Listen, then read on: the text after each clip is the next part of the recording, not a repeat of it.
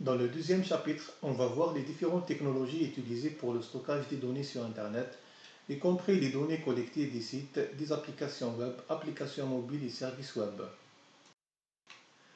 Les principaux critères d'évaluation d'une solution de stockage est en nombre de 3. Le premier critère est l'évolutivité. Est-ce qu'on peut passer à grande échelle ou non, en ajoutant de nouveaux périphériques de stockage? Le deuxième critère est la facilité d'utilisation. Est-ce qu'on a besoin de former un personnel qualifié pour gérer la solution de stockage, comme par exemple assurer les opérations d'accès, de réplication et de sécurité de données?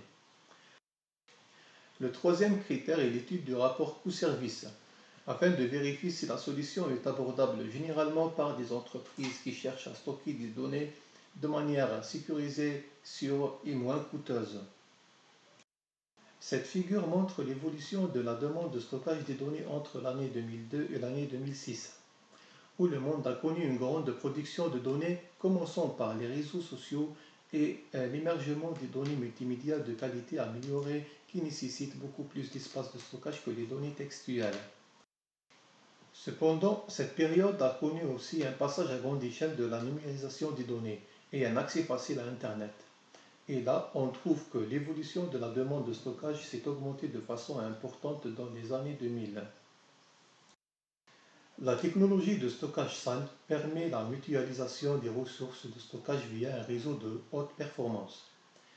Les serveurs renvoient les données à stocker sur le réseau SAN jusqu'au billet de stockage.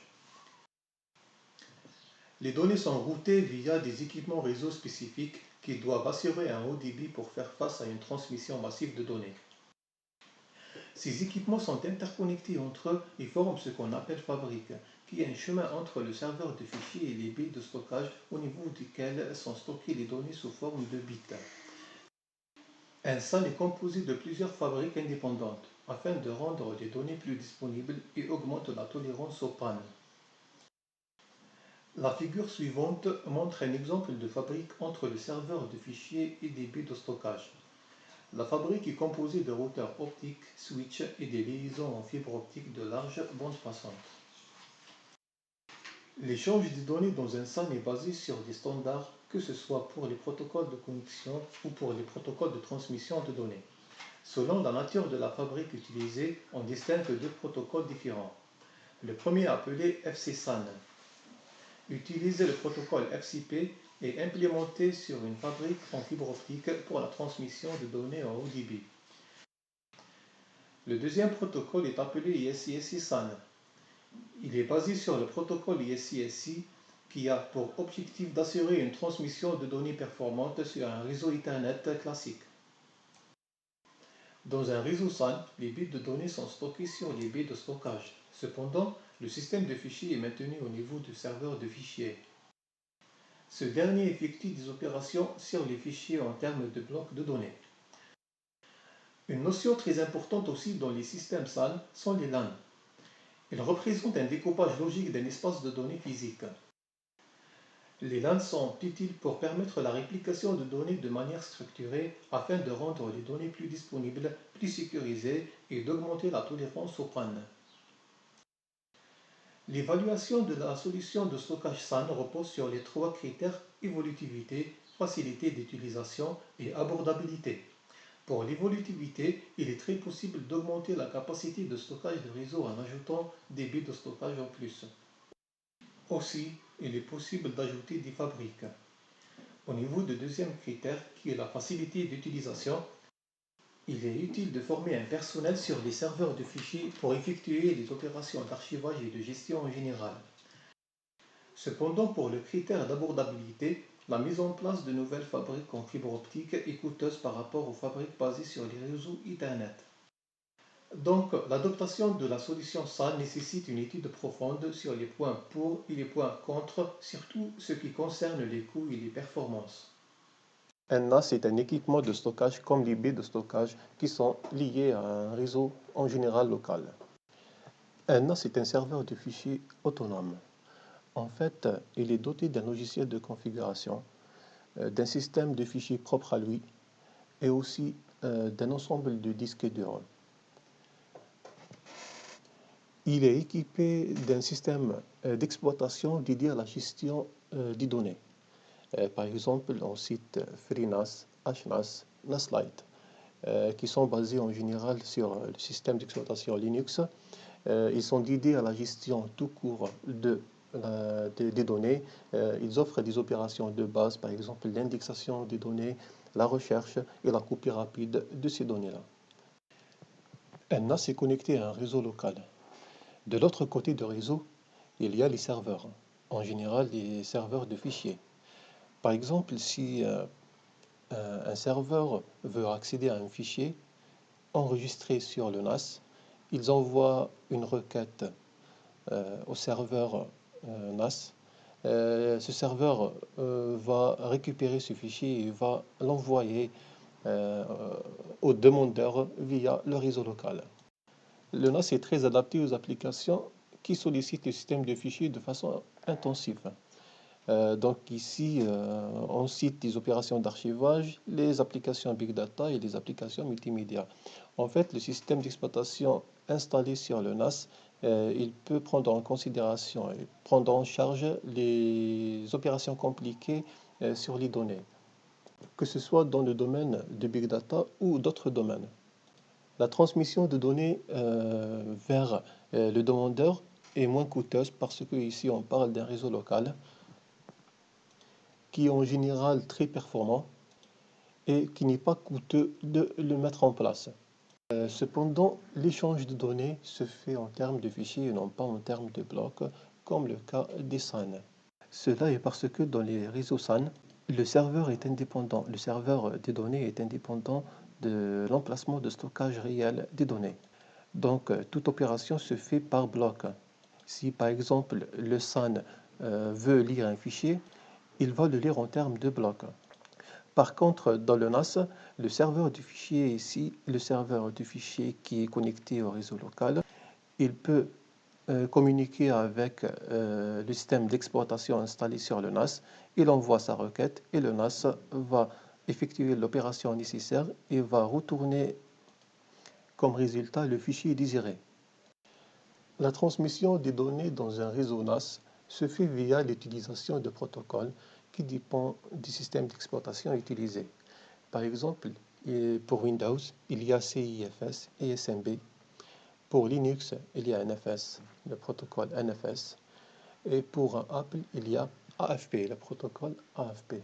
Ces protocoles indiquent comment la transmission de données devra être faite.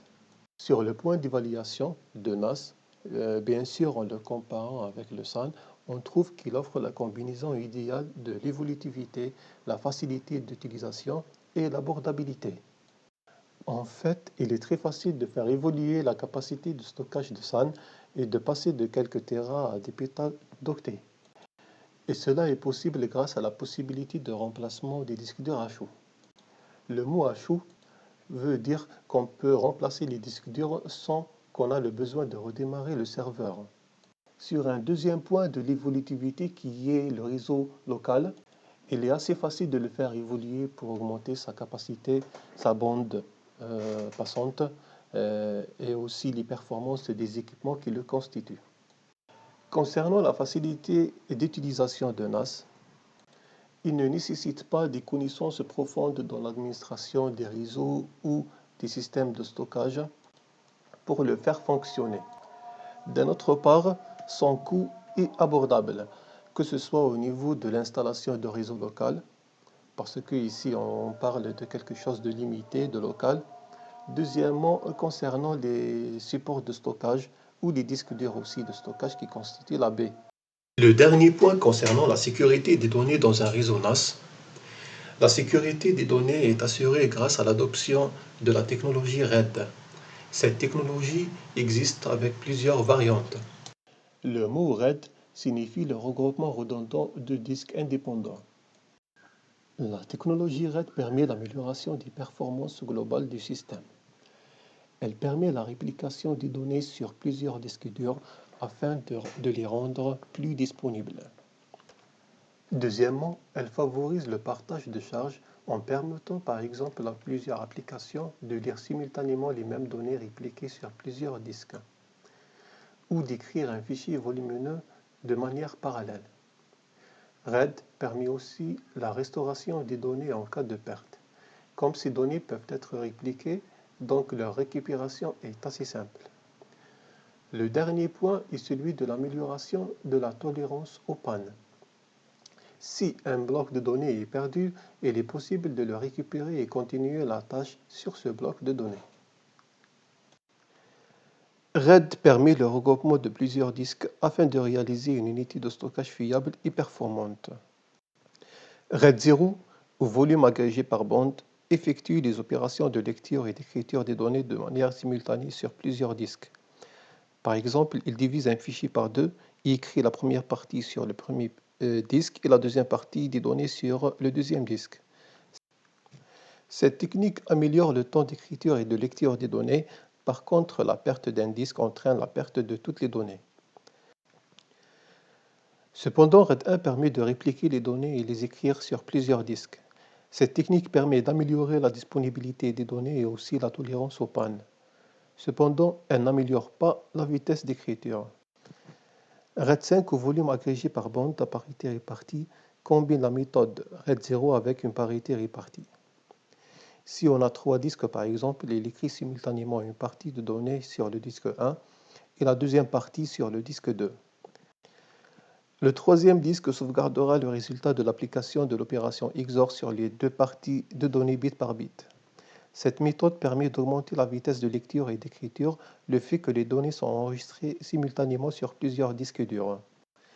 Et d'une autre part, permet d'augmenter la sécurité des données et d'assurer leur restauration en cas de perte de l'un des disques. Cela est possible en utilisant les données de parité pour restaurer les données originales. Cependant, la perte de plusieurs disques entraîne la perte de toutes les données. À la fin, des combinaisons entre les techniques précédentes sont possibles.